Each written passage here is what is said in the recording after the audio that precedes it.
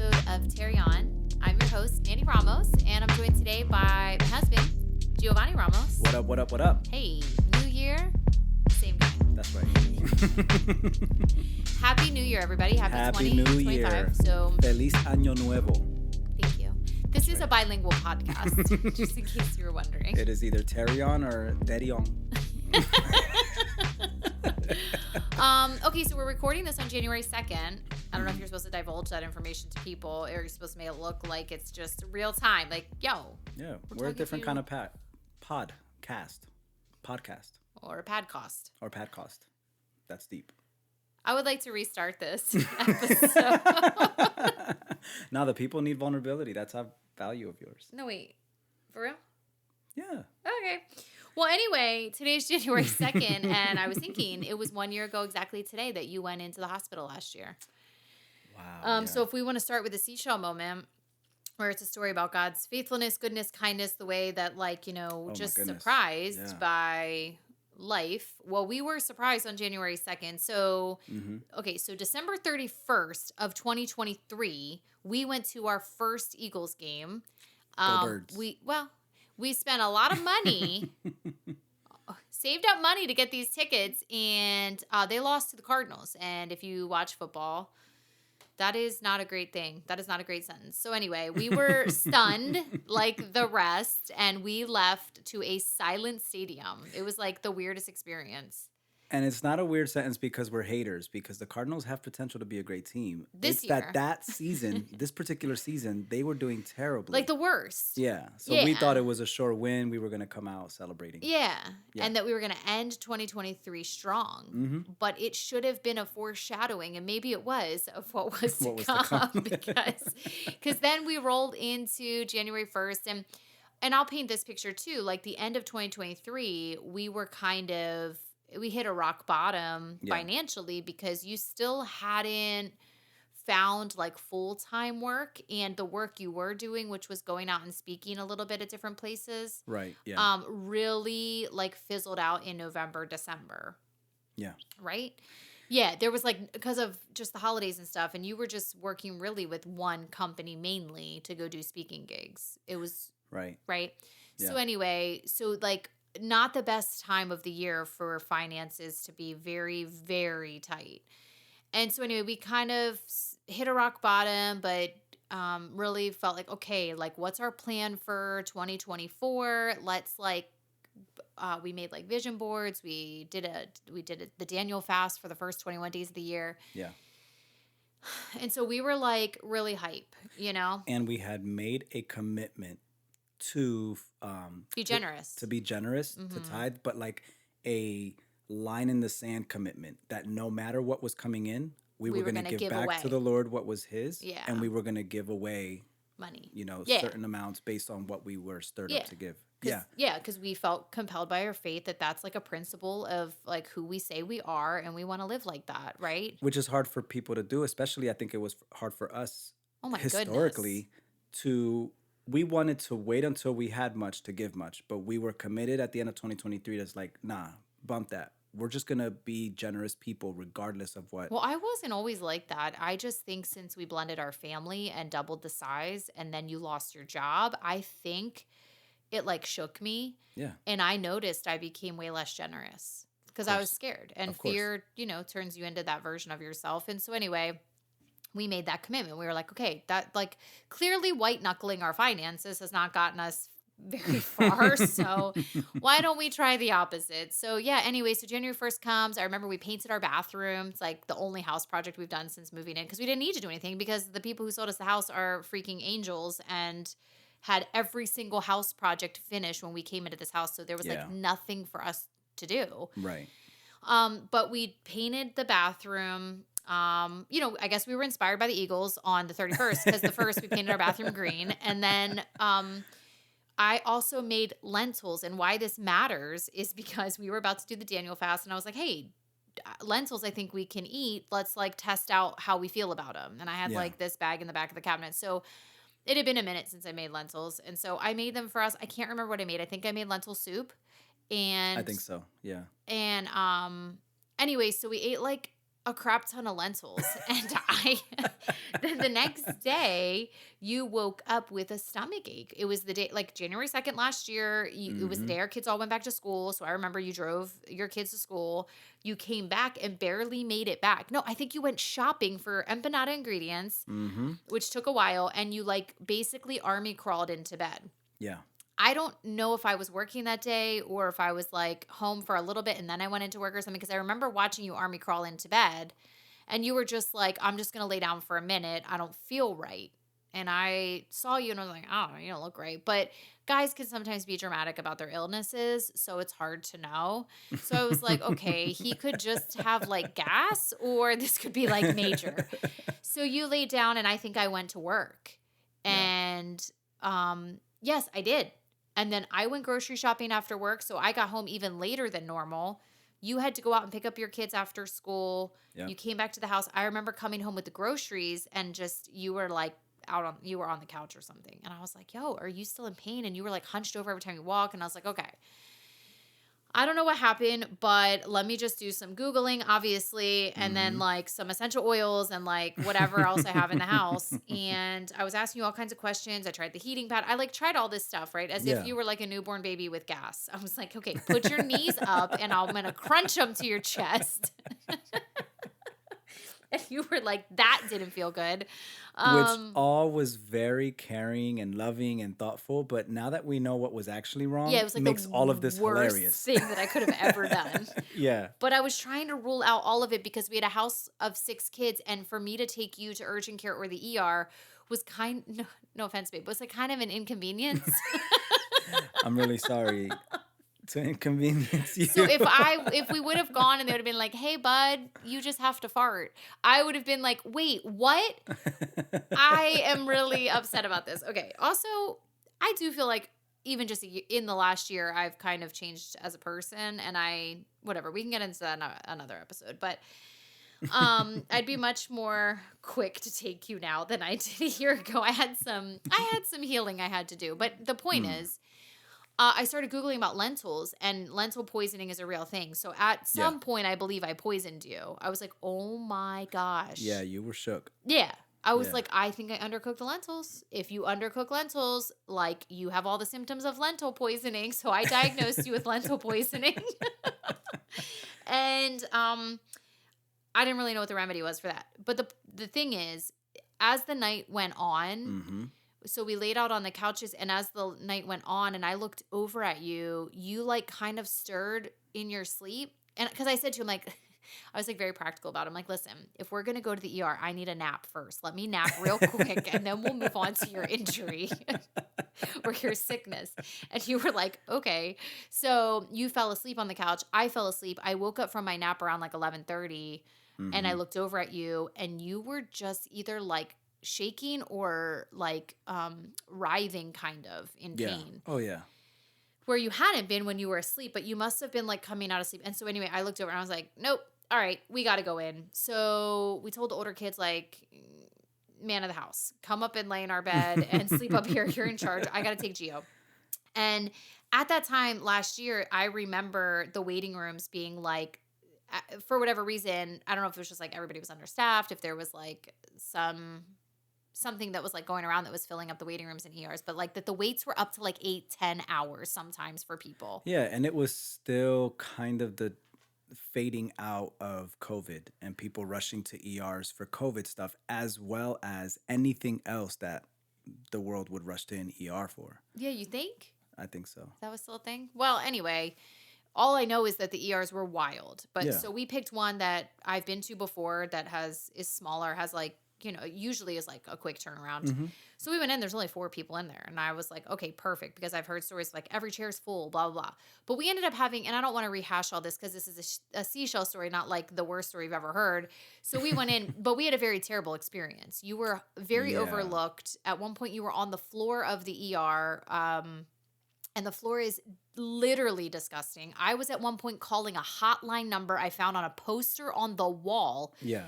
To get somebody to come out because we were there for 3 or 4 hours watching people walk in, get seen before you, and walk out. On their own. Getting discharged. Yeah. all in the time that you were on the floor. Right. And like, anyway, and it was a lot to hold myself together. That's where my breaking point was the hotline. Yeah, no, you were my biggest advocate. Yo, we had other people in the waiting room looking at us and apologizing that they got called back first. Which is crazy. They knew, like, this man is in deep pain. Yeah. So what happened was your appendix burst while we were in the waiting room. So it hadn't burst when we got there. And the little blip was that after 3 hours, so after 3 hours of me writhing in pain, hardly able to sign my name when we were checking in, which should have been the first sign to have them triage me. After about 3 hours, they took me back just to get an MRI. Well, to see what was going on. And that's when... Babe, I don't think it was an MRI. Isn't that when you go in a tube? That's right. What is it called? A scan. They were giving me a scan. Listen, I'm clearly not a doctor. I'm a rapper. So if I'm I was like, no, I think an MRI takes a long time and is like pretty traumatic. So they scanned me. And upon that scan, they discovered I had appendicitis. Well, it must have been within the following hour after that scan was done. Yeah, no, it's when you went from the chair to the floor. I do believe that was the time that it burst. After the 3-hour scan, came back out to the waiting room, and we were both in disbelief. Like, wait, what? This isn't the actual taking back after 3 hours? Yeah, I was tight. So I come back to the waiting room, and it must have been in that, like, next hour, because I remember coming back from the MRI and Babe, you didn't get an MRI. Sorry, people. Scan. I remember the pain increasing, and I didn't think it was possible. And I remember like kind of leaning over to you and whispering, something's not right. Something's not right. And that's when you turned into hyper mode. You were already being so kind and vigilant to advocate.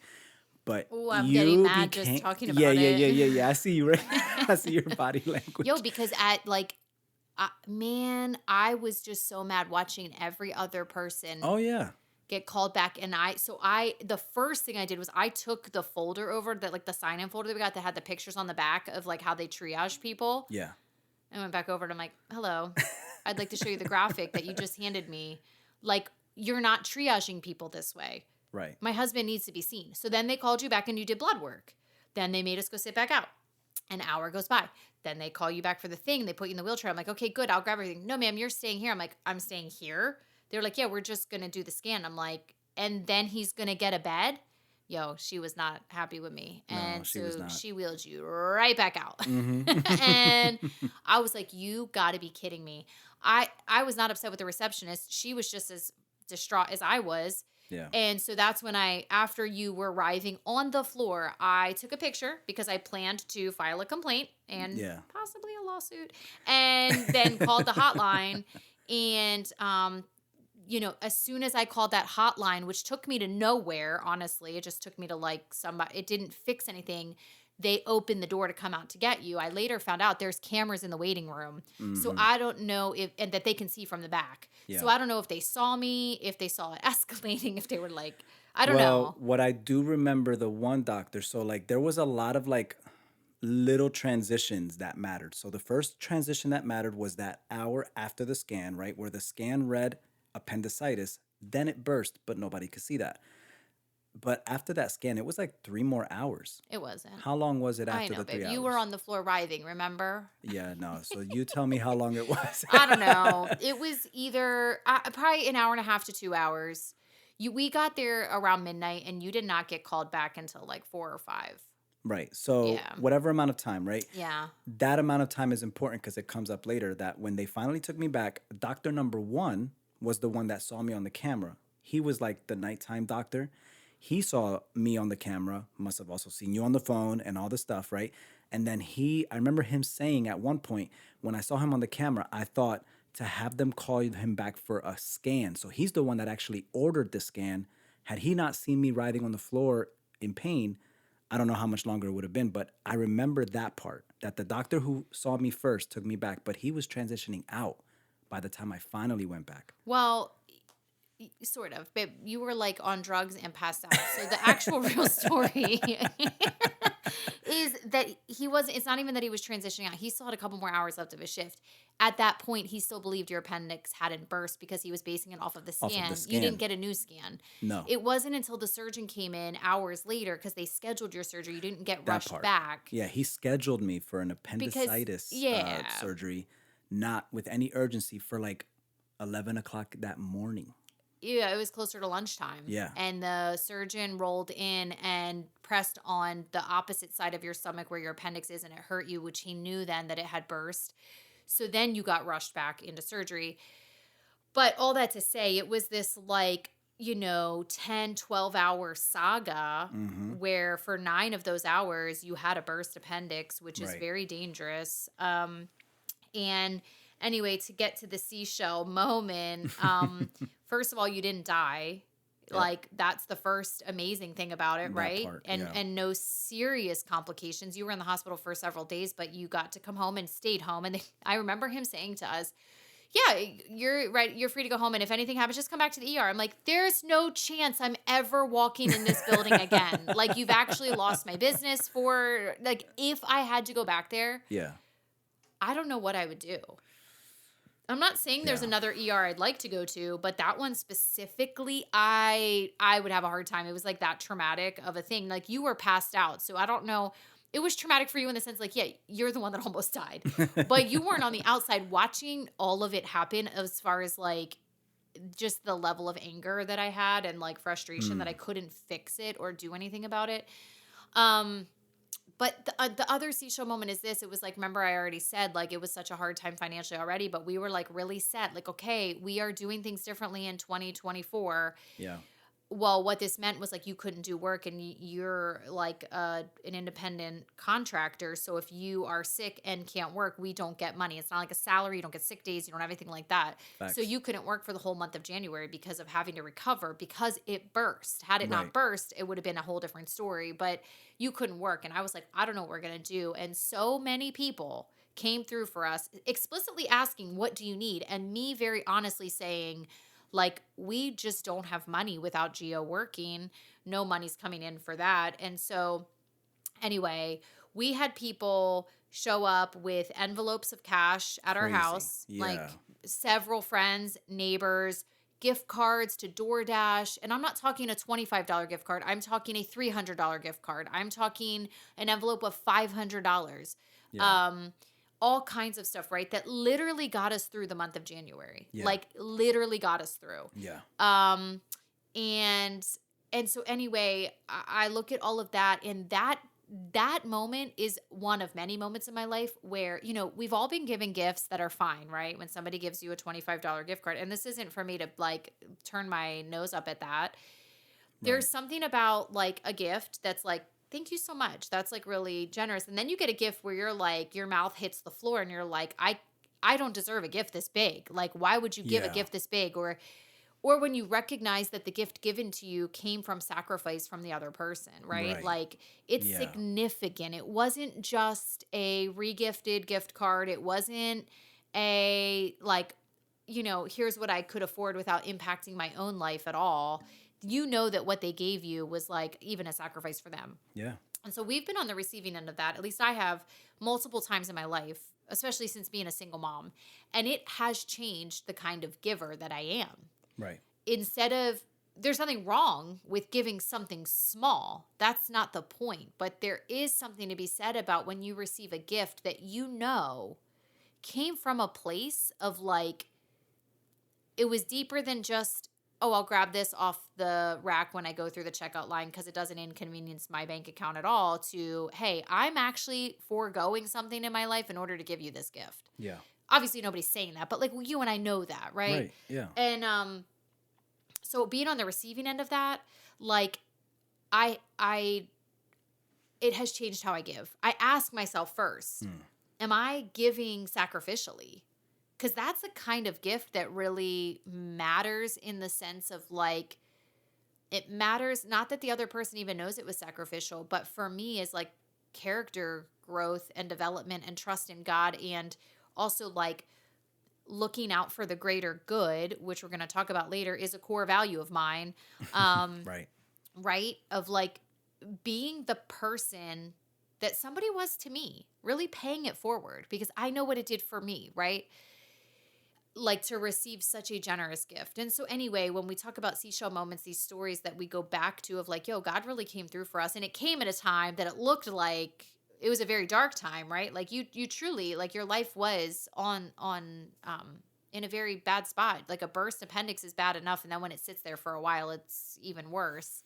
It's not the worst story I heard. Unfortunately, it's not the worst story I've heard about burst appendix. Like, other people would all of a sudden came out of the woodwork with all their stories of how they sat for days with, like, like back in the olden days when they were younger, they had a burst appendix and it went on for like a day or two and they almost died. And so there's definitely worse stories. Recognizing that last year this time you were in a really compromised situation health-wise, and so here you are today. We did try to make an agreement that you will lose no more organs in 2025. We'll see how that pans out. But then one of our kids made a joke about, well, we got 7 more appendixes in this house. If we is it appendixes or appendixi? No, appendices. Appendici. No. Well, anyway, we'll ask Alexa later what it is. Anyway, so just really grateful for the way our friends, community, neighbors, coworkers showed up for us in a very, very generous way. And I do want to say, just to backtrack, people did give $25, $50, whatever it was. And every single one made us just so surprised that so many people would show up for us. Mm-hmm. And that's the thing that makes us different givers, is like, let's just show up when we have an opportunity. Can we show up, Whether we can give 25, because that honestly could be the amount that we can give sometimes, or could we be the people that just roll up with a $300 DoorDash gift card? Like, that's goals. You know what I mean? Yeah, to give from a place of asking, what does this person need versus what do I feel good giving? I think there's kind of like a priority that one takes over the other. What does this person need, I believe, should be the first question we ask. And then what do I feel comfortable giving? Because I think if we live our lives asking the second question first, we will close ourselves to that radical generosity that you're talking about. I know somebody out there, like, it stung a little bit to leave an envelope full of that much cash. Exactly. But they were asking the question, what do Geo and Mandy and their 6 children need in this season? And then they asked the question, I believe, what do I feel comfortable giving? And I feel like when we stack those questions that way, it steers us towards more radical generosity. I mean, I would argue, not shockingly, that radical generosity isn't comfortable. Yes. I actually think you would feel uncomfortable if you were radically generous. So I don't know that you should give based on how comfortable you feel. Not much of an argument. I agree with you. Oh, okay, cool. Well, anyway, that's our seashell moment for today. Just of God's goodness and faithfulness. You're here. You're alive. People really showed up for us. And the lasting effect of that is not just gratitude for your life, but like the lasting effect is I want to be on the giving side of what I was on the receiving side of. Like, I want to be radically generous. That is something that is a 2025 goal, and it's always a goal. It was last year too. But I just want to continue to be that way. I did read a thing the other day that said generosity isn't just like an altruistic quality. It's actually a sign of intelligence. And I was like, hey, ooh, yeah. It was just saying that it's a sign of intelligence. Like, the data shows that people with higher IQs often are more generous because they understand the impact it has on the greater good, and that that impact obviously is better than the short-term impact just for the individual. So that's dope. Not only am I generous, but I'm also the smartest in the room. So moving on. Well, you know how I like to read my news articles and catch up on current events. And I will say, in the news lately, and you don't know this because you don't really read the news all that much, but yesterday was not a great day in the news as far as several tragedies, attacks that had happened. One in New Orleans, one in Las Vegas, one in Queens. Now they say the one in Queens isn't a terrorist one, but the other 2 might be. And so anyway, and then in Germany, there was a market that was also driven into, which they were thinking was a terrorist attack too. So a lot of heavy articles in the news. That is not what I'm about to dabble into, but I just want to acknowledge I'm not unaware that there's some heaviness right now. Of course. But a couple articles that I had read, one was the other day we were driving and I saw this, or I had seen it. I don't remember when, but when I was driving, I was telling you about it. Like, the headline was something about drama in the coloring book community. And I was like, wait, what?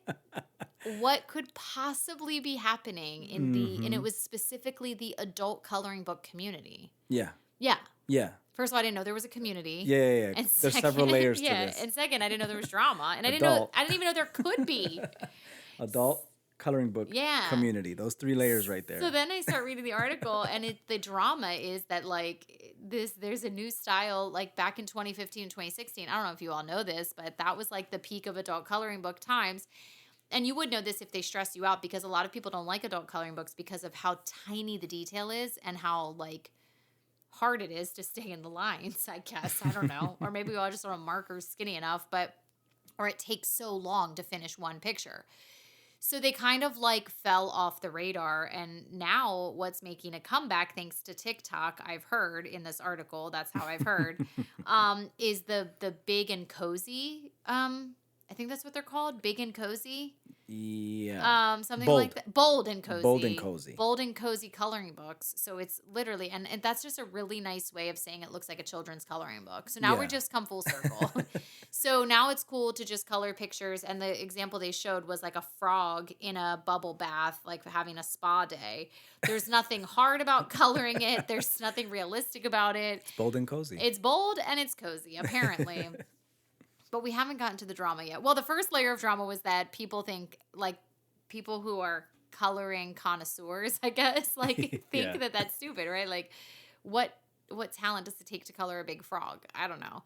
So that was, like, the first layer, that it was, like, there was, like, this judgment coming from half of the community. But then beyond that, the drama ended up being that the creators of this bold and cozy stuff, they were stealing work, and not only stealing work from other illustrators of coloring books. I know.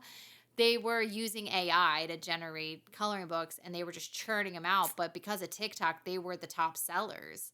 So who knew that there was this much drama going on? But then we watched these other things called honest trailers, and last night we watched an honest trailer on the game of Candy Crush. So they're, like, narrating it, and it's a hilarious narration. It's an honest narration of what Candy Crush is. If you remember Candy Crush, it was all the rage like 10 years ago. Okay. I never played it. Well, the newer rage is like Block Blast. So it's, like, similar. It's just lining things up to make them disappear. Yeah. Got it? So anyway, and then you progress. You know, you're trying to get these top scores or whatever. But I had no idea that there was drama. Well, I guess it is called the Candy Crush Saga. I had no idea there was drama with it, but basically they're doing the same thing as the coloring book community. They're stealing the ideas of many different games and making them their own and trying to trademark it. And this coloring book thing, they're trying to trademark it. Yeah. Anyway, so I had no idea there was so much drama happening in these worlds, and then it makes me think, what else is going on? So I will not play Candy Crush now that I've seen that honest trailer, and it makes me not want to do anything, like any game. But it also does make me want to start printing our own coloring books, because I think there might be some money in that. Yeah.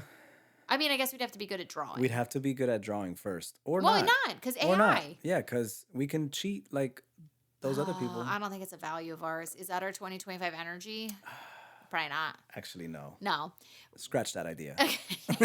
Darn it. Well, it looks like we won't be putting out any coloring books anytime soon. Sorry, everybody. But unless they want to color really like mid-quality drawings.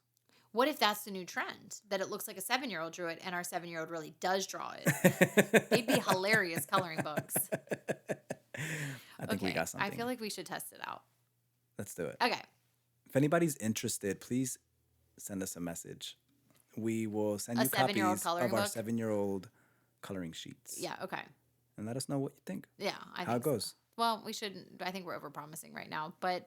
We might send you a sheet. Okay, well, a more the other news article that I had read that's going to segue into what I would like to talk about today. So, well, first of all, I read like a couple comments somewhere on the internet that was talking about like our 2025 energy. And that's how I read it. Our 2025 energy. And so now I just say it to make fun of it. I just want to let that be out there. Like, I don't really believe in 2025 energy, but I am saying it because I think it's stupid.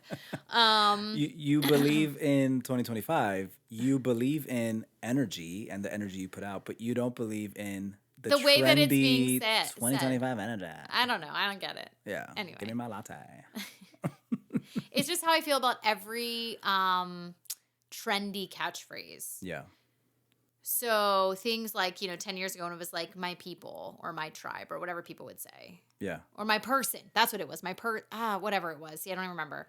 I just like avoided any trendy saying. And so like right now, even the one that's like we listen and we don't judge. I don't know. I can only say it in a like Valley Girl mocking voice. I can't say it and mean it. And we kind of have to judge. That's how we've kept ourselves safe over the centuries, is we judge situations and people's behaviors so that we know what we want to allow into our lives. Yeah, honestly, being judgmental is like one of my top 5 qualities. So I don't know how I'm going to exist in 2025 if we have to listen and not judge. Anyway. I think what people want really at the core is the judgment, but with grace.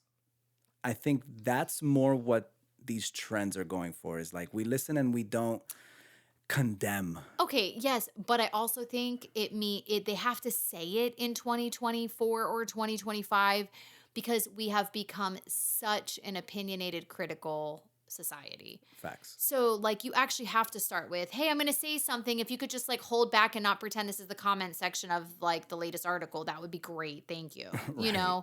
Like we're real life right now. We're talking in real life. I'm a human. So I think everybody just is on guard because everybody shares their thoughts so freely. Yeah. I don't know. I have no idea where it's coming from or why. All I know is it's going to be out of style in 2 weeks because that's about how long it sticks around until you say it. And then someone is like, ew. And I was like, so a month ago. Yeah, these trendy sayings are El Riz, babe. They are very skibbity Ohio. Okay, well, clearly we have a lot of Gen Z and Gen Alphas in our house. But anyway, what we love to do is use the words the wrong way all the time. And they all just cringe. And it's kind of our hobby right now. And we have become our parents. We have. And I love it. Yeah, it is fun. I get why they did it. So the last news article I read that I want to talk about, that's going to segue us into what we're actually going to talk about today, was this very kind of sobering article. Now, I think a lot about death, and not in like a bad way. I do think a lot about death because it impacts how I live. And the thing I try to ask myself, because I'm afraid to die, like I am, like everybody probably is, right? And I don't know, you get into your 40s, you're like, my hips are giving out, my knees are tight. I probably could go sometime soon, right? But like you know, there is this fear of like getting to the end of your life, or like if I knew I only had 6 weeks left, like would I feel good about the life I lived up until now? You know, that question. And I do think about that stuff. Because I do think the point of like being familiar with death is to inform how you live well. Yeah. Like just be honest about it. Like be honest about the fact that like we are all going to die. Don't avoid thinking about it because then it doesn't really impact how you live. Right. And I think the biggest thing of why people are afraid to die is because they have regrets. And so how do you live a life that doesn't have regrets? Like, I mean, I guess you're always going to have some, but how do you try to like live truly without regrets? Most of the time we have regrets because we care too much what other people think. And it's usually people that are not very important in our lives. Like it's the popular opinion or whatever. So that's one reason why we would have regrets. Another reason we have regrets is because of our priorities. We don't prioritize actually what matters to us because we more so prioritize our lives based on what culture says matters, right? Yeah. So, and then there's all other things I think that probably end up being regrets. But I think when you get to the end of your life and you look back, what are the things that you're going to regret? And I think the way you figure that out is by thinking through what are your core values? What is it that you truly value? We know the core values of businesses, of churches. We were just at Whole Foods this morning returning something for Amazon, and their core values are just hung straight up across. Right across the ceiling. Front. Yeah. And you can read everything they believe in. And you go, oh, yeah, that is why I shop here. I mean, if you shop there, like, that is why, because you care about what they're saying. And that's the kind of store they created. Your values aligns with their values. And so you feel more connected to their mission and their work. Yeah. Right. If you like Cheez-Its, you're probably not shopping at Whole Foods. Like, if your value is, I like a good crunchy Cheez-It. Or if your value is, I like a Cheez-It, but I want it to be sustainable, organic, grass-fed, free range, whatever. I want it to be a justice fueled work environment. I want it, you know what I mean? Then you go to a place where I know they treat their workers well, so I'll buy Cheez-Its from them. I know they do organic ingredients. I'll buy Cheez-Its from them. Yeah, you align yourself with I was just trying to make a joke about processed food. You came at Cheez-Its a little hard, so I just... You really, defended it. Wow. Okay, I know what I'm getting you for Christmas. You like Cheez-Its. Well, anyway, so we're very familiar with, businesses' core values, organizations' core values, but, do you even know your own core values? What matters to you? What makes you tick? And I think one way I got to the bottom of my core values is okay, but what's the thing that actually bugs me when people aren't doing it? Then that tells me what is the thing I truly care about a lot. That's good, babe. So Brene Brown has this list of core values that I took a class called Daring Greatly. She has a book called Daring Greatly, I think, or something like that. Anyway, this was years ago. And she has this, probably 70, 80, 100 words that are core values. And you have to narrow it down to your top 3. But I say, who made these rules? So we narrowed it down to our top 5 or 7. And anyway, what that helps you do is you can run decisions through your filter of your core values so that hopefully you're living your life well. So the point of that is that all of us have different core values. So there's no formula for how to spend your days. I think what's important is, are you spending your days aligning with what your core values are? Yeah. And so we did that activity, and we'll talk about that in a second. But the news article that I was going to say that I read, which was pretty sobering, was talking about oversavers in retirement. So you hear a lot about people not having enough in retirement, but these were people who oversaved for retirement. And there were 4 or 5 people that they highlighted, but the first one I read was that he was 70 years old. He retired at 70. He had run 2 veterinary hospitals with an after hours helpline that he also ran because he didn't hire an assistant to run it. But what he was saying was, because he didn't pay the money to have somebody else run the helpline after hours, he could never do simple things like go to the movies with his wife because he would get 10 or 12 calls in the middle of a movie. Yeah. And while all of that feels like probably in the moment, okay, but I just have to trade this off so we have money to do things, but what can you actually do if you're never available? But that's a topic for a different time, I guess. So anyway, so he retired at 70 and had enough money saved to live on till he was 95, and a month later, after he retired at 70, a month later, he was diagnosed with stage 4 lung cancer. And so his life is very much shortened, not going to be till 95, and he also regrets how he spent his healthy days. And that is when I read that, I just I stopped reading for a minute because I had to process, what would that feeling feel like, and what does that mean for you and I now at midlife? What does it mean? And how do we make decisions about how we save, how we spend, how we live, knowing, right, that you should plan that what if you live a long time, but you also have to recognize life is fragile and we might not be here for very long. And then what are our core values anyway? Right. Some people's core value is saving and job security and knowing that all of that is taken care of. And that is how they live their best life, I guess.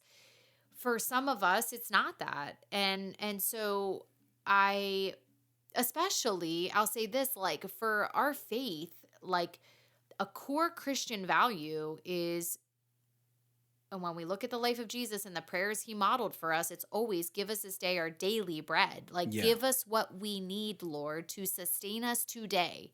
Yeah. It wasn't a prayer that was give me millions so I can take 6 cruises this year. That's not the prayer, right? So, and there might be people who strongly disagree with everything I'm saying, and that's fine. I'm not a theologian. Well, and the beautiful thing is that part of the prayer is sandwiched between your kingdom come, your will be done.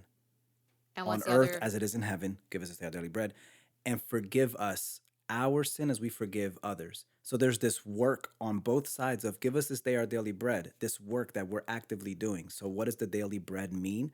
It means give us what we need to accomplish these two things, what I just finished asking for and what I'm about to ask for next. That I would do your work, your will, spreading your love, your goodness, and your news, while also tending to my relationships, forgiving others. Please forgive me while I strive to live holy, right? So like there's this, give us this day our daily bread so we can carry what you've called us to be. Yeah, and which is different for everybody. Right. Okay, cool. So anyway, so I was reading that article and thinking about, man, what does that mean for me? What does my life look like if I think about it in light of that article of like, wow, you could save your whole life and hustle your whole life and get to the day where you think, okay, cool, now I can do the things. And you have a month, 2 months left to live. Yeah. That would be a devastating diagnosis. That would be like, I don't know. I just can't imagine, right? Mm-hmm. So it's been a couple months since I left my job. And I think, you know, as I have time to reflect on what's next, I have found like I've been thinking a lot about, okay, but what do I value? And I said to you today in the car, I was like, it's hard for me. And I've said this before, but I just need to say out loud, it's a luxury and a privilege to even be asking this question because not everybody has the privilege of not working. Yeah. So like, I know that. But in this season of having that privilege, asking, you know, there's not many things, I can't think of any actually, causes, businesses, organizations, passions that are greater than my passion for my family. And so when I think about how I want to spend my days and how I want to spend my time, if I get the option, right, there's a chance I don't get the option. Like I might just have to get a job and that's okay. Right. But if I have the option, how do I want to spend my days? Because what would I regret at the end of my life? Would I regret that we have to tell our kids, sorry, we can't go on more than one vacation a year because that's the money we have? Like, would I regret that more than I would regret saying like, sorry, I missed out on your sporting events and your play and being home in the evening with you and sitting on the couch on Saturday mornings with you because I had to work so that we could go and do this, that, and the other thing, right? 2, 3, 4 vacations. Yeah. Whatever the trade-off is. So what is the trade-off and what do I personally have a hard time with? And not everybody's going to answer like I'm answering. Not everybody has the same set of core values, but I think that's why it matters to go, okay, but for Mandy, what is it? Because I do believe that there are some people out there that have a passion and a calling and a thing that lights them on fire. Yeah. That isn't just their immediate family. And I think it's beautiful and lovely. And I think you should put your time into that, right? I do. I think there's a grace on your life, a grace for your family. I believe all of that. For me, I'm having a hard time thinking, what would I be willing to, now that I've had a taste of being home with the people and being available and cooking dinner and making sure the house is like right, you know what I mean? And doing things that feel more meaningful, creating content, all that. Like, how would what is there that feels like I could leave that and go do the thing and really feel fulfilled and feel like, yeah, there's a grace for this in my life. Yeah. I can't answer the question right now. And the only thing I can answer is I have recognized, thanks to therapy, that I care too much what other people think. And we already named, that's a regret when people get to the end of their life. That's a regret that they cared too much what other people thought. And you know, the weird thing is I care about what people think and it's people who don't really like me. And I don't really like them either. Wait, am I allowed to say that? Okay, maybe, honest trailers. Yeah, right honest here. Trailers of like we mutually don't really like each other all that much. Like we clash for whatever reason. Yeah. And their names and faces cross my mind when I think about what next moves I'm gonna make. Yeah. And it's just a small handful of people. But I would deeply regret if I got to my deathbed and I didn't do a few things because their faces popped up in my mind. Right. So I'm actively working on that in therapy to get to the bottom of that because it is holding me back. I am stuck on certain things. Because one of the things is I don't want to climb the corporate ladder or the nonprofit ladder. I don't want to climb any ladders. My knees are tight. I just want to stop climbing ladders because what I've found, I mean, for now, maybe I will want to later.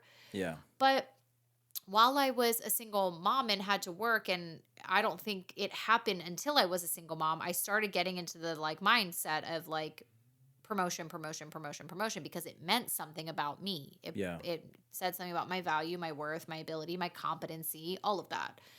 It also meant more money. And I mean, it did. Promotions mean more money. Absolutely. And that sounded great to me. But what ends up happening with every promotion is that you get further and further away from the original work that you started, that you loved, that you're good at. Yeah. You get further from that with every promotion. You start managing other people getting to do that actual work. And unless you love managing people and you have an environment that you can do that well, like it becomes work that can feel really draining. Because you're no longer doing the thing you love. And I would argue that most of us love stupid work, but we're not allowed to do it because it doesn't pay enough. Right. Do you know what I mean? Like, and when I say stupid work, I mean like, stupid's the wrong word. Because I don't mean that. I don't mean to say that about the job. What's the word? Like, most of us would love simple work. That's a better word. Yeah. Like what I love, and I loved it all the time growing up, was playing store. So I would just love a job in retail. Like, let me sell like candles to you and then go home at the end of the day and not have to think about my job. Yeah. Because that's the other part is like your job isn't just your hours. It's after work. It's weekend. It's all the time. And so anyway, when I think about my core values, it's like I think, you know, I would be really sad if I got to the end of my life. I'd have a lot of regrets. Yeah. If I continued to spend my time serving other people's missions or other people's visions for their businesses at the expense of being present for my family. Yeah. And so you and I talked about core values today, and we looked through this list of a lot of words. Yeah. And I think so if you're listening and you're like, well, how do I even know what my core values might be? Well, the only resource I actually have like a hard copy book. So I don't know if you can find it online, but I'm sure if you Google Brene Brown's list of core values, daring greatly, whatever, I'm sure you could find them. I'm sure you could find somebody else's list of core values. And the reason why it's helpful to look at a list is because I think there's some you don't even think about or realize until you look at the list. And you're like, oh, wait, that does actually matter to me. And it's less about the list and more about how you are navigating through the list. Because like for you saying, what's the thing that bugs me the most, whether it's the thing that I see in the world, whether it's things in certain relationships, in my pursuits, what are the things that keep coming up that really either bug me or make me want to change that thing? Well, you might find a route to your core value by asking yourself that question. What comes up almost on a daily basis that makes you say, I wish this was different? Yeah. It could be that God put that frustration in you or allowed that frustration on you so that you could be part of that solution. That might be your core value. Well, and that's what I'm saying. Like, to get to a point in therapy of like, yo, I'm really annoyed that I'm staying stuck because of the opinion of 3 people that I don't actually really even care about. Right. You know what I mean? I mean, meaning I don't really care about their opinion, but for whatever reason, they're stuck in my head. And it takes a lot of courage. And I will say this, babe, it takes a lot of courage for you to name that. I'm proud of you. And I think that's very beautiful, but like also very strong. I think for a lot of us, we have 1 or 2 people in our heads that come up that keep us from doing the thing because we're afraid of what they'll think of us. And I think many of us probably either don't know it, don't know who that person really is, or don't want to admit it. Well, that is my Achilles heel. I'm too honest. Brutally honest. Yeah. I love it. So, but the thing is, I want to be better. But that's what I was going to say. I never finished it. That's probably so frustrating listening to this. I do start stories and I forget where I'm going, and then I just move on. And you're probably on the other side thinking like, yeah, is there a resolution to this story? There is. So when I was saying people like climbing the corporate ladder, I don't want to keep doing that. What I actually would love to do is just like, you know, Clementine got a job selling jams and relishes. And I'm like, I want to sell jams. That sounds fun. Like, could I talk to You would have people a about blast jam? doing that. And that's what I mean. So it's like, but I know there's these names, these faces that pop up in my head that I'm like, they would make fun of me to other people. They'd scoff. They'd be like, oh, did you hear about Mandy? She's selling jams. What a loser. Who cares? Because at the end of the day, if I am like happy, and I don't mean like, that in like a flippant way, like if it truly is something that's fulfilling and life-giving and I come home a great version of myself and I can still be present with my family and whatever, then why can't I sell jams? And if selling jams is the version of you that's living on top of your core values, but the other thing is keeping you far away from your core values, which one is the more meaningful life? And I'm not saying selling jams is my life calling. Nobody's saying that, because you know what response I get from people? You're better than that. You're better than that. And why would you settle for that? That is literally, I mean, not that I've said to anybody that I want to sell jams, but other things I've mentioned that I'm like, oh, I don't know, that seems fun. I keep getting this response of like, you're better than that. It's like, but that's where I go back to the argument. I think we'd all love just like simple jobs. Like if you could just have any job and it didn't matter. Although, babe, you're doing your dream work. So it's like, this is a stupid question for you. I am doing my dream work. But if you're asking what would be the simple thing that I'd be happy doing the rest of my life? Yeah. Serving coffee. See? I would love to be a barista. It would be dope to own the coffee shop, but I'd be very content. No. Now you're not doing simple. Owning is not simple. No. You can't own it. Serving coffee. Yeah, there you go. I would love to serve people good coffee. And okay. I'd be happy doing that. Exactly. And you would be great at it. You would. Yeah, you'd be great at it. Thanks, babe. Of course. So anyway, I feel like if we could all just forget about money, status, what other people think about us, we would all be really happy with probably pretty simple jobs. And because there's something to be said about being able to leave your work at home. Now, there's a whole population of workaholics, and that's a different story. And I can give you my therapist's number, and you can talk to them, because I don't know that's the way to live. But there are people who find their whole identity in their job. Yeah. And I'm sure I've had seasons where that has been the case, but it isn't now. And I think 2025, the way I'd like to go into it is being mindful of our core values and keeping those at the forefront. So while last year we made like a little vision board, which I looked at all the time, I wonder if this year we should do something where we make the board around the core values so that we can be reminded of like, hey, these are the filters in which we will make our decisions through. Yeah. So with that being said, we looked through this list. Should we start with maybe one of yours? That would be a nice thing to do as a host, right? Not start with mine, but sure, start with yours. Or you could just like list them all and then... Because niceness isn't one of my core values, so I'm just checking in. So for both of us, okay, so one of the words on the list is faith. Yeah. And for us, we were like, all right, well, that has to be on there, obviously, because everything we do and say, well, not everything we say and do, we should, everything that we say and do, be run through the filter of our faith. Yeah. We ask ourselves, like, how does this align with our faith? The way we're treating this person, the way we're responding to this person, the way we parent our kids, the way we love each other, the way we are in the world is definitely impacted by our faith. Yeah. So we can't not have that on the list, but it feels like that's like this umbrella one because everything else kind of falls under that. It's almost like the engine. You want to buy a car that has an engine in it, and that's like duh, right? Right. So like duh, obviously faith is a part of our core values. Right. Everything else is value. So if you go to buy a car, yeah, you want it to have all-wheel drive if you live in the Northeast because you got to drive in the snow. But having all-wheel drive or not is not It doesn't matter if you don't have an engine. If you don't have an engine. So that's how I see the faith value is like, yeah, that's like the motor for everything. Well, based on that metaphor you gave that lost me for a tiny second, let's move into your first core value, which is creativity. So just being on this side of Geo, I do know that that is a core value because Geo takes his time in explaining things. You usually give a metaphor. Mm-hmm. There's usually several points to it. There's some poetic language that happens. And I'm often lost 30 to 40% of the time. That low. I thought the number would be higher. So, yeah. Dope. So one of your core values is creativity. So like, what is that? How does that like shake out in? Well, okay. So the work you get to do. So this is like probably, I'm not going to say it's the first job that feels like your life's calling, but it could possibly be. No, yeah. I think I've had different seasons of working in my life's calling. So for 10 years at the charter school, I highly believed that's where God specifically put me in the lives of people whom I'm still kind of connected with today and who say their relationship with me has still a lasting impact. And it's been a long time since I worked with that specific student or that student.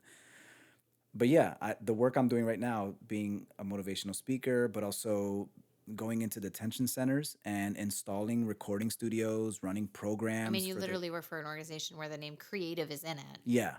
Yeah. So like it takes creativity to work with youth who are incarcerated, to heal, to use music as therapy, to write about their journey, to tell their story, to reach them, right? I may have one group one day, another group another day who's completely different. But like you are literally created for this work, because I don't know anybody else who could go in and look forward to it as much as you do on a Saturday morning where you work every Saturday, you go in. Yeah. And you're so hype.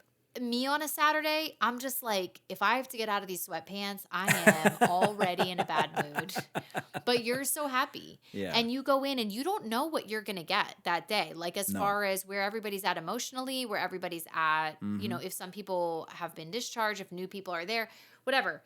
You don't know. You don't know what kind of lyrics are going to get written and what songs people are going to want to sing. You don't know if two people are going to get in a fight about something, like a conflict. Which happened a couple weeks ago. And then you mediate it and you do it so well. Like, babe, I mean, I don't know everybody in the world. Man, thanks, babe. Yeah, you're welcome. I do know, according to Facebook, like 589 people. And so out of the 589 people, I would venture to say you are the only person that I can think of in my circle of people that can show up and do that job well and truly look forward to it. And I think it's like this ability to use creativity and creative ways to connect with people, right? It's not just about you saying everything poetically. Yeah. It's that your brain is working in a way of like, how can you creatively connect with people and see a bigger picture than what's right in front of you? And that's what creative people do. They can see beyond what's right in front of them. Yeah. Literal people can only see what's right in front of them, which might make them not great at the job you're doing. So I think it's like a perfect fit. It truly is a core value. That's why you let our kids make whack things for dinner and then you tell them that it's good. It's like a piece of ham with rolled up in mayonnaise with like shredded coconut on top. And you're like, this is the best thing I've ever had. Yo, that's low key. That sounds delicious. I know you're very strange. I mean, sorry, you're very creative. And so you like celebrate reframing. You talked about that in a few episodes ago. I sure did. That's right. So for me, there's not a value on here that's called cooking, but I value great food, right? So I would take that moment to be like, hey, time out. Let's redirect our flavors. Let's pick some different things. I would love to teach you. Yeah. And where you would be like, yo, let's just let it happen. And because we don't know if something awesome could happen when one of us forgets to take an exit, let's say. Mainly you. Me. Yeah. I'll name that. Sometimes it's me though, and I'll be like, man, and you'll be like, it's okay, babe. Because this might be exactly the road we need to go on. That's right. And you will always be like, remember that time we found that restaurant? Yep. We missed the exit. We took the detour, but we found this restaurant. Yep. And so for you, there is this always like this creative element of I think no matter what you're doing, whether that's the job you're doing, whether that is allowing people to like go a little bit outside of the norm. Yeah. You know, and yeah, you're not so buttoned up in black and white and literal and all of that. So you really are creative, which makes you a great writer, rapper, song person. I realized I already said rapper and writer. Song person is what we're going to go with. Song person. Anyway, it makes you great at restorative justice work. It makes you great at like the recording studio stuff. It just makes you great at it. A motivational speaker. You got to be creative. Thanks, babe. Yeah, you're welcome. I mean, is there just anything nice you want to say to me now?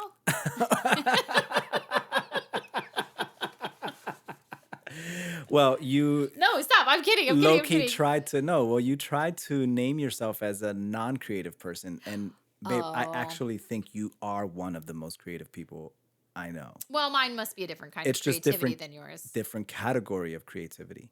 I've seen your creativity come up. I mean, the very fact that you're hosting a podcast, you are a creative. You create conversation like nobody's business. You know what else I can do? What? Superpower.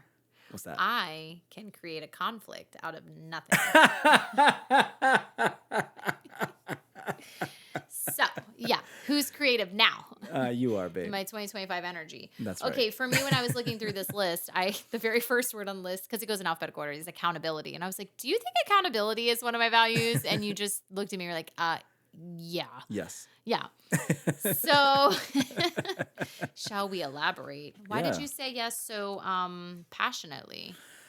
I think it matters to you.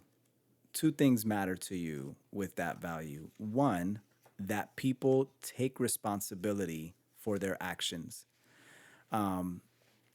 Because if they don't take responsibility for their actions, other people will have to take responsibility for their actions. And that for you is a high value. You read as a person who cares about not only justice, but also everybody else in the room. Yes. And that's like a later value of yours, right? Like, in which you'll get to, like, you care that, like, hey, we're all here. And if you're not going to take responsibility, we're all going to have to pay for your actions. So can you please take the most responsibility? And then the second part of that accountability piece is honesty.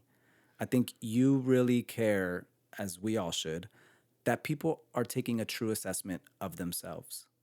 Yeah, I mean, it's the way I trust people, and I want to trust you. Yeah. And so if you can't own your stuff and apologize and make things right, I can't trust you. I can't really connect with you. Yeah. And then that feels like a bummer. Mm-hmm. And if you can't be accountable, especially I find, okay, so like we could put this in any scenario, in a relationship, right? It's really hard to be in a romantic relationship with somebody who doesn't admit they're wrong, who doesn't own their stuff, who doesn't apologize, who doesn't make things right.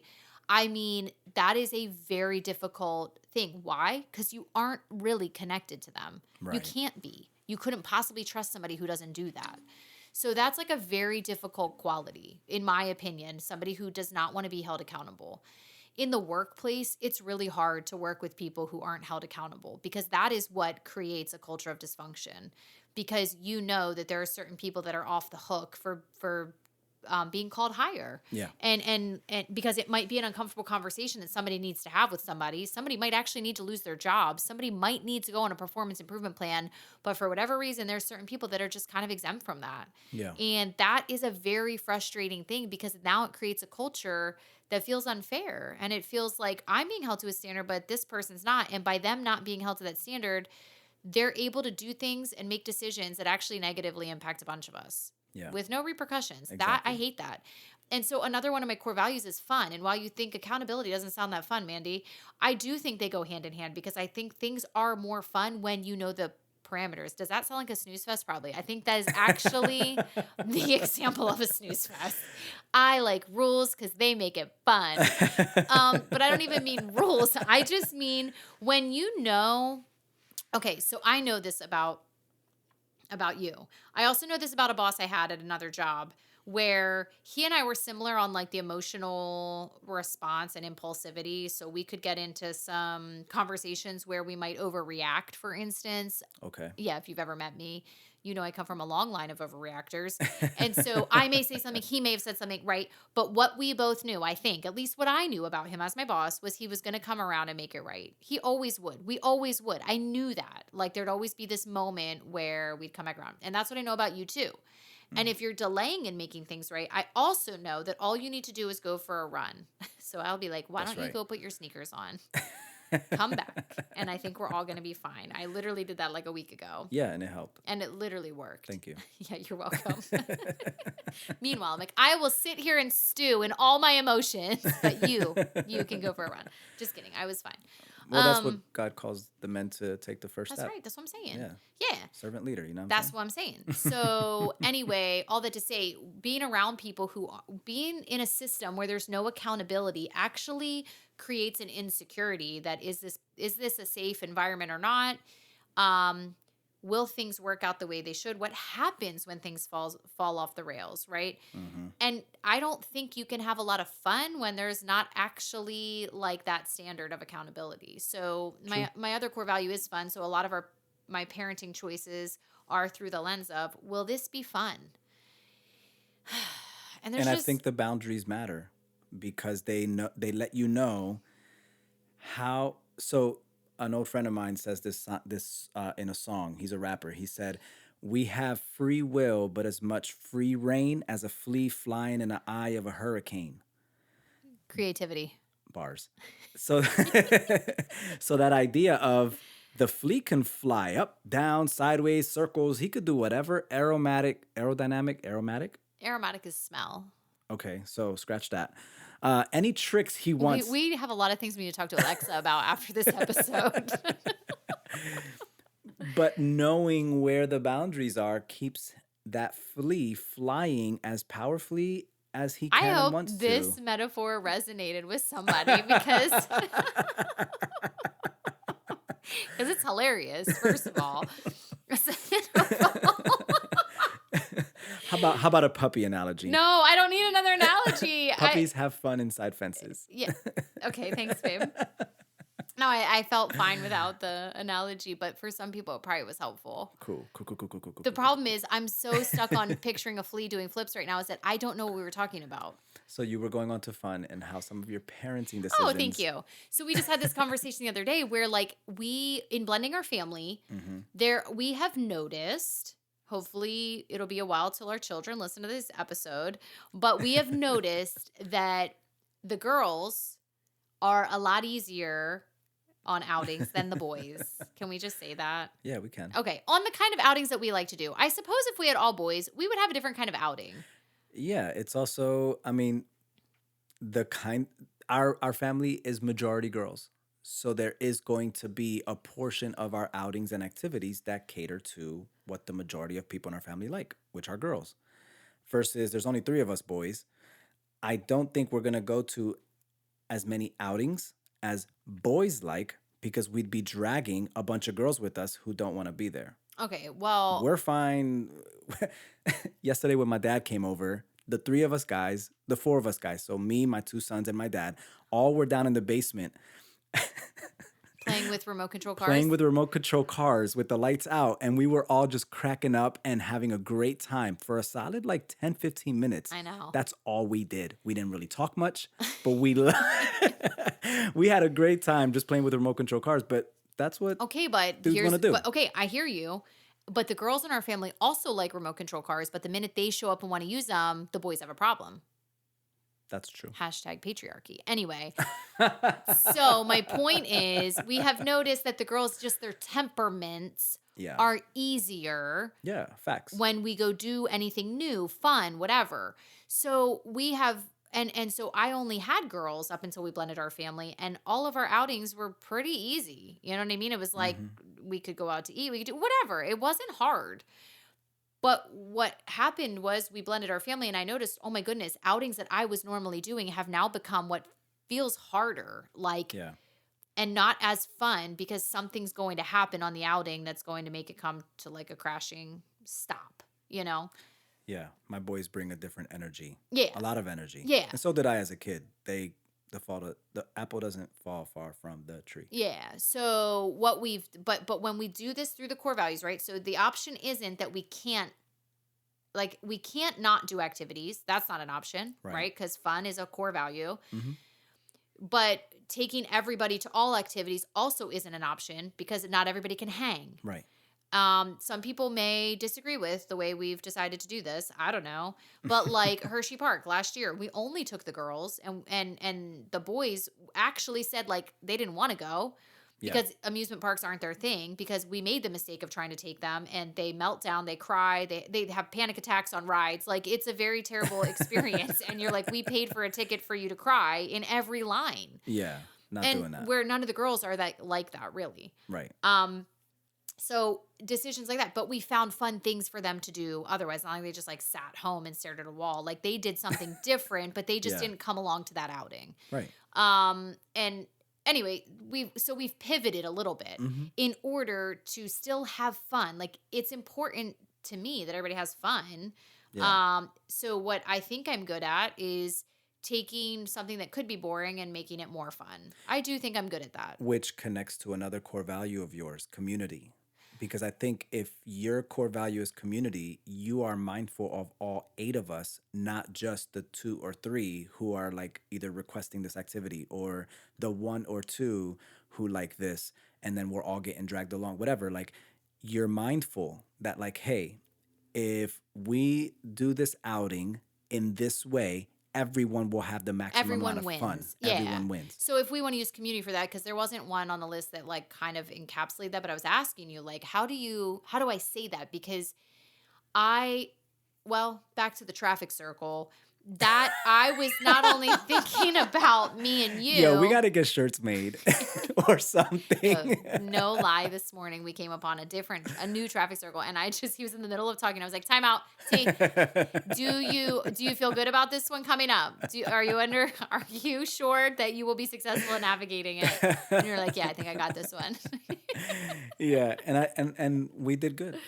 We did really good. Nothing happened. So that was the good thing. But anyway. Bumper stickers. But back to that, the whole issue was like, I was trying to be mindful of everything and everyone, being like, we're not the only people on the road. What we do affects other people, right? So the other day I was at a traffic light to turn left, and there was a car in front of me, but the people in the right lane that were supposed to just be going straight through the green light, the lady in the front decided she was supposed to have turned left. Yeah. So instead of being mindful and knowing, this is going to cause a backup of people at this light, because she was there with her turn signal on waiting to get over. Wow. Which took the whole light cycle. Yeah. And she was the only one that went. I didn't turn left. The person in front of me didn't turn left. She's the only one that got to turn left. Yeah. Anyway, instead, that kind of scenario is like, but are you mindful of the fact that like you made the mistake? Why not just go straight? Right. And like loop around instead of impacting everybody else? Like, that's the kind of stuff I think about. I know not everybody thinks that way. And the other side of that coin is, can you just be kind? Can we all be kind to let this lady go? We can. Yeah. We can. But the other side for me is like, okay, so when I make dinner and there's 8 of us, I'm always reminding people, be mindful of how many people are in this house. Don't fill your plate to the point where now there's not enough for everyone else. Do the math, look around. I know I'm asking a lot, right? I'm asking you to be mindful. I'm asking you to do fractions at dinner time. But we live in a culture that is so you do you, boo. Yeah. It's so ingrained in everybody. You do you. You live your best life. You do this. And people not saying, when they say live your best life, because I used that phrase earlier in this podcast, but what I mean by best life is like living the life that is the most congruent with the way God wired you specifically with your calling. That's what I meant about that. And often our best life, always our best life, comes from a posture of surrender. Yeah. And so that posture of surrender means at dinner time, I'm still going to be mindful of my whole family. Yeah. Like, and I'm going to make sure that everybody has enough. And so in a culture that's always, hey, focus on yourself. I mean, I don't even need to say it. Selfies are just a thing, right? Yeah. And we're obsessed with that. And we're obsessed with our own truth and all of it. I think we're trying to raise our kids to be counterculture. Like, we're trying to raise our kids to be, okay, but what does our faith say about it? Like, think of the greater good. And that's not happening. You see communities of people where it used to be that neighbors knew each other and there was like, I've got your back and whatever. I mean, even when I decorate for Christmas, for Christmas, I am decorating and I wanted you to hang the lights in the back of the house because I'm like, well, our neighbors in the back see the back of our house and they should have something nice to look at. Yeah. I'm never going to see them. But it's just this idea of like, there are more people than just us that exist here. Yeah.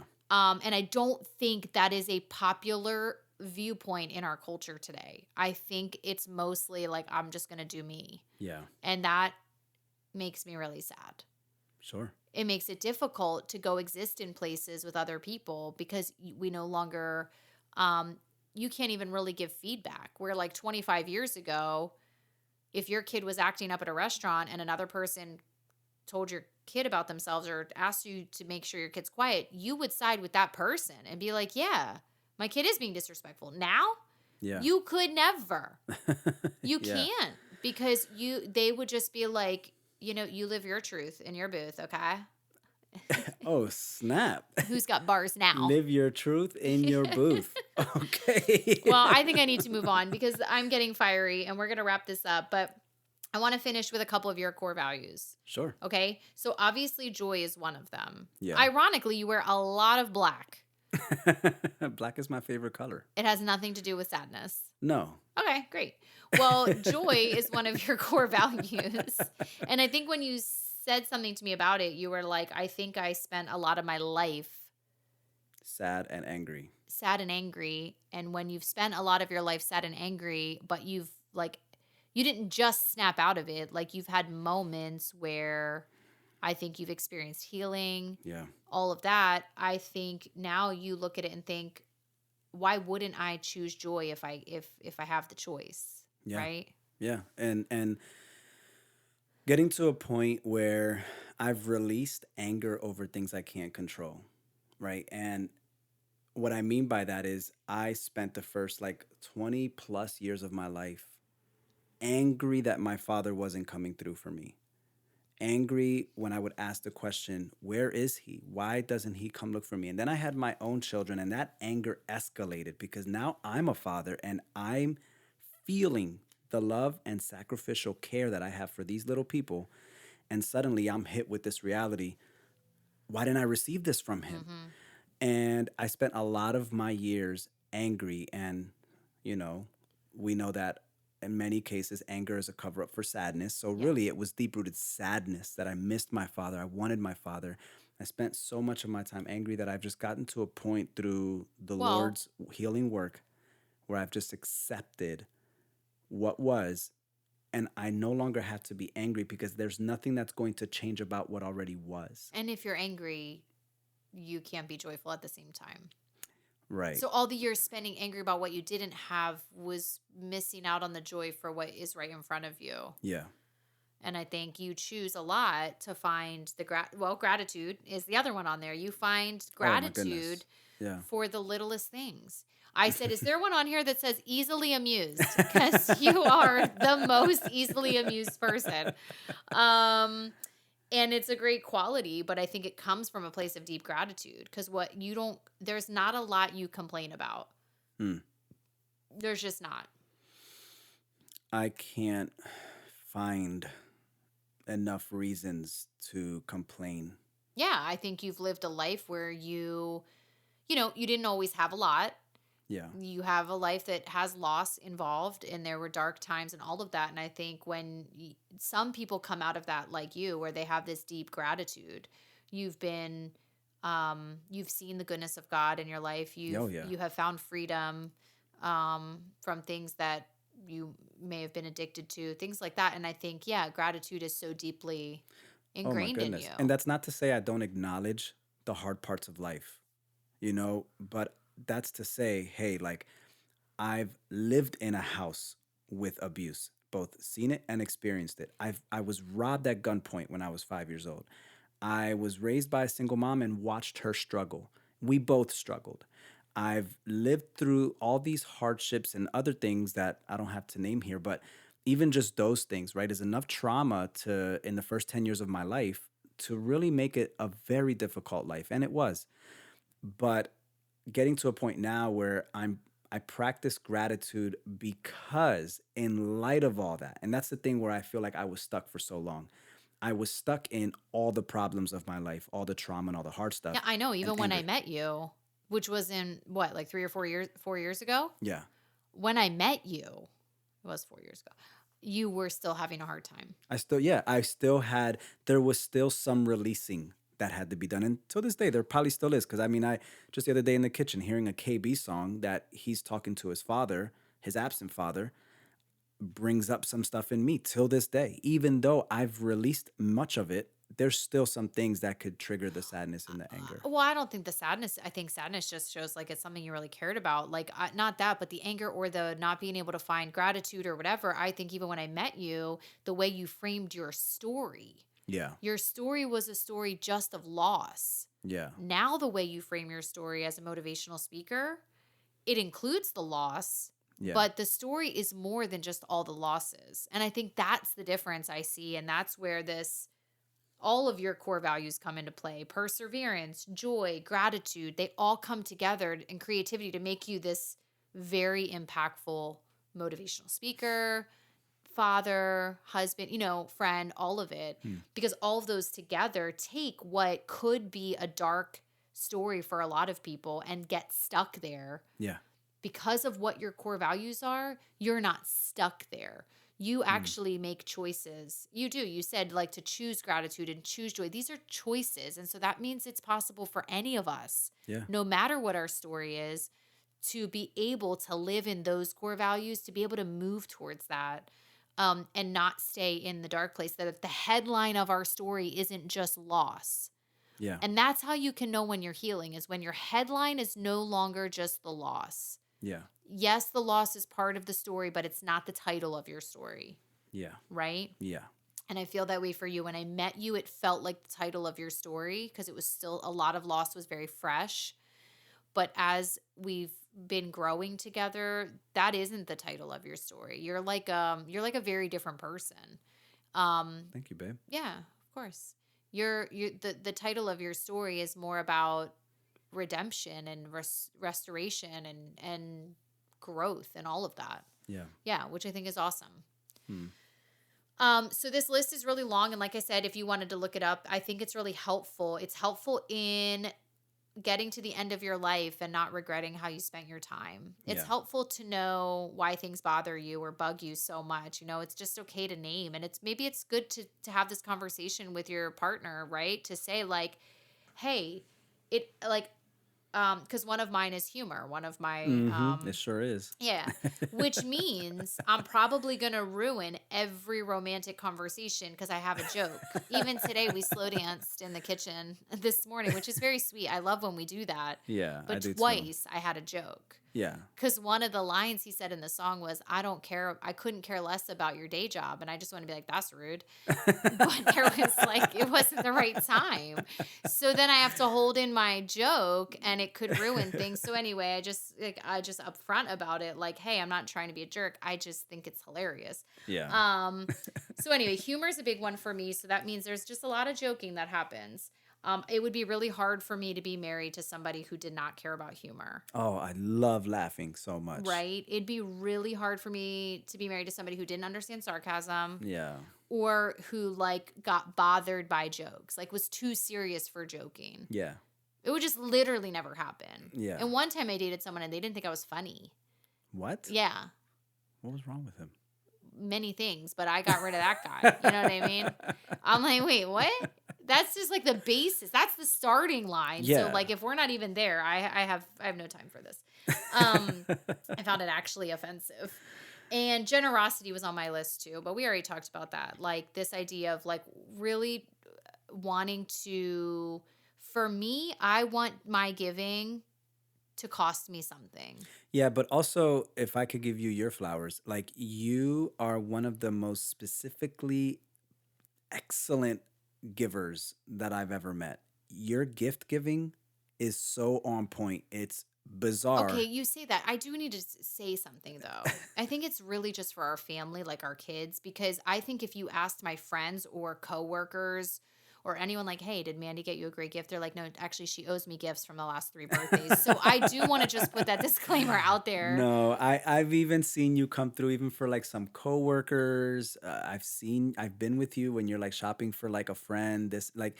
You give the world's greatest gifts. Your gifts are so on point to the person you're giving them to, right? A lot of us, we like to give based on what we think would be exciting for someone to have.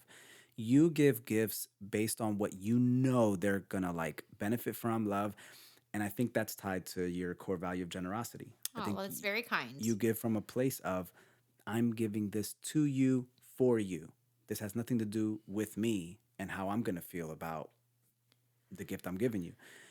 So I think that, yeah, it's very obvious, definitely to our family, but also to some friends and coworkers that I've seen you shop for, give gifts to. But you know what it is, babe? It's literally me just copying.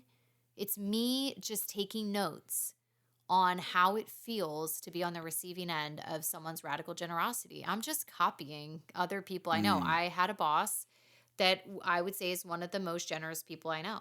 Yeah. And then when I became a single mom, I had random people reach out. And like, I remember one friend who I only knew because she was friends with my ex-husband. Like, that's how we were connected.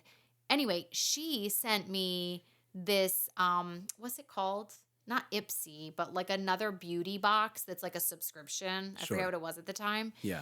Sent it to me for like 3 months, got me a 3-month subscription because she said she had gone through a divorce. And she said, I know what it feels like to not like to just feel like everything's really hard. I hope this just like brightens your day. It was like this unnecessary gift, right? It wasn't a grocery gift card. It was just like fun beauty products that I got to try out. Yeah. And I thought it was really thoughtful. Yeah. And I never would have thought of that.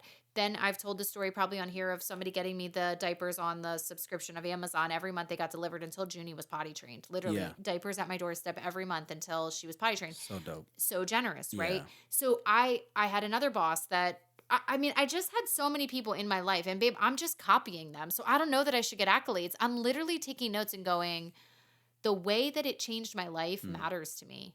And I want to do that for somebody else. And I don't always do it, right? I can miss moments, and I do, where I have this nudge that I should do something and I don't because I think I don't have the means to do it, or they'll think it's stupid, or maybe it doesn't matter. But I'm just copying other people. Well, then take these accolades. You have taken people's kindness towards you and let it make you a generous giver. Because what you could be, and I think we know people like this, we could become entitled. We could become entitled to people's kindness and gifts when we receive good gifts and just sit back and say, yeah, I'm owed this. I deserve this. But what you've done is you've let it soften your heart, and you've let it make you a more loving person, which all of us appreciate. Oh, thanks. I'm getting a little choked up, so obviously I'm going to move on. And the last shared core value we both have is serenity. Yeah. And people would say, then why would you have so many children? It's like, great question. Great question. Great question.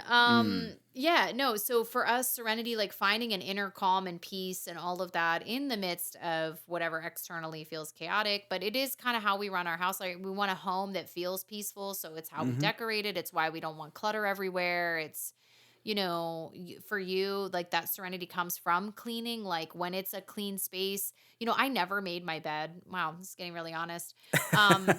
Like ever, my whole life, I never made my bed.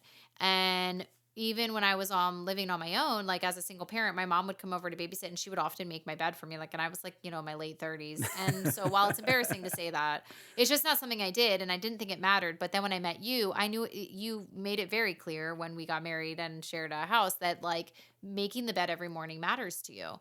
Yeah. And you're very adamant. Every morning we wake up, you make the bed, and then you come over and you sit in our little egg chair and pray. And this is like your morning thing.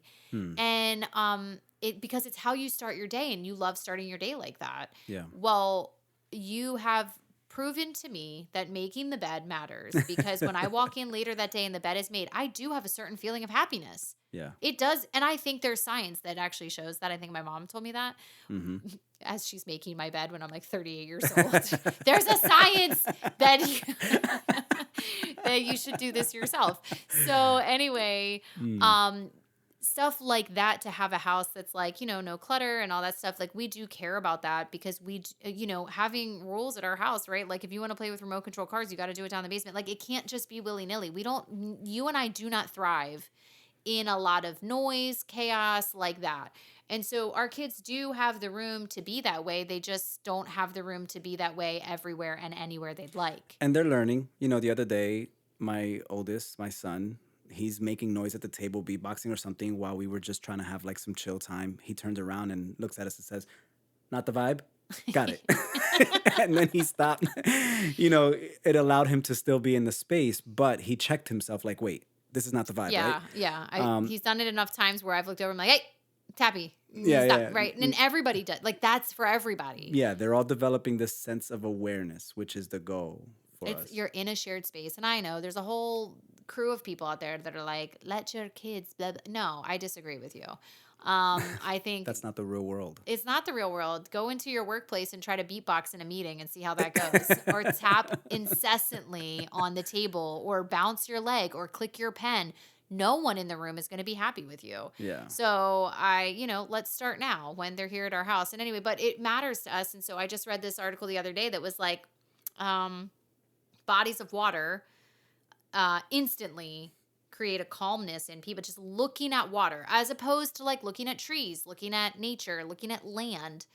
Looking at water, including a pool, actually lowers your stress and creates more calm than not looking at water.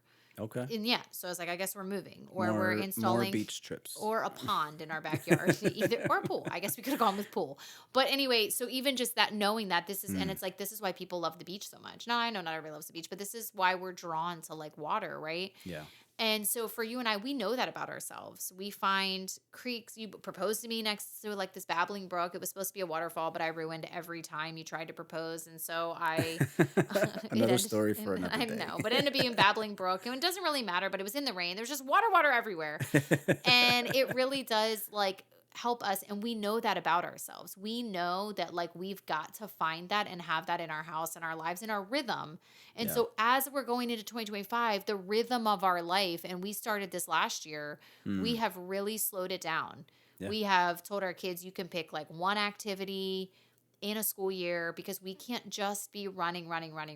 And I think you don't know how much you're running until you stop for a minute, whether that's because your organs burst and you have to be in the hospital and you have to hit the pause button, or whether you don't have a job and all of a sudden your life has slowed down significantly. Either way, both of us have experienced this last year. And I don't think either one of us knew how hard we were running, or knew how stressed we were, or knew whatever it is, fill in the blank, until we stopped.